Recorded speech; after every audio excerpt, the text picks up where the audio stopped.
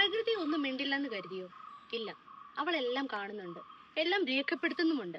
അതിന്റെ ജീവനുള്ള തെളിവുകളാണ് ബയോ ഇൻഡിക്കേറ്റേഴ്സ്. ഒരു കാട് ആരോഗ്യമാണോ എന്നറിയാൻ ചില ജീവികളെ ശ്രദ്ധിച്ചാൽ മതി. അതിനായി പ്രകൃതിക്ക് തന്നെ ചില സീക്രട്ട് ഏജന്റുമാരുണ്ട്. പരിസ്ഥിതിയുടെ ആരോഗ്യനില നമ്മോട് പറയുന്ന ആ സീക്രട്ട് ഏജന്റാണ് ബയോ ഇൻഡിക്കേറ്റേഴ്സ്. വായു, ജലം, മണ്ണ് ഇവ ശുദ്ധമാണോ മലിനമാണോ എന്നത് ഇവരുടെ സാന്നിധ്യം തന്നെ തെളിവാണ്. തവളകളെ നിങ്ങൾ ശ്രദ്ധിച്ചിട്ടില്ലേ?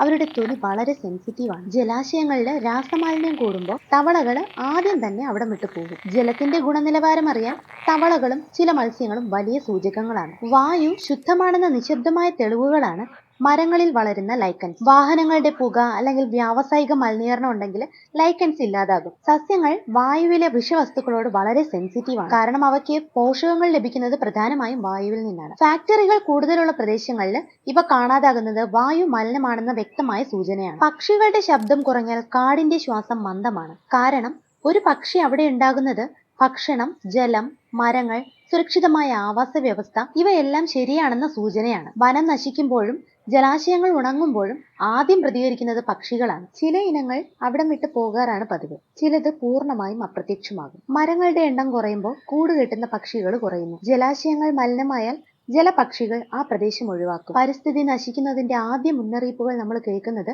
ഈ ബയോ ഇൻഡിക്കേറ്റേഴ്സ് മുഖേനയാണ്. പ്രകൃതിയെ രക്ഷിക്കണമെങ്കിൽ ആദ്യം നാം പ്രകൃതിയെ കേൾക്കാൻ പഠിക്കണം. ബയോ ഇൻഡിക്കേറ്റേഴ്സ് പ്രകൃതിയുടെ ശബ്ദമാണ്. അത് നാം കേട്ടില്ലെങ്കിൽ നഷ്ടം നമ്മുടേതായിരിക്കും.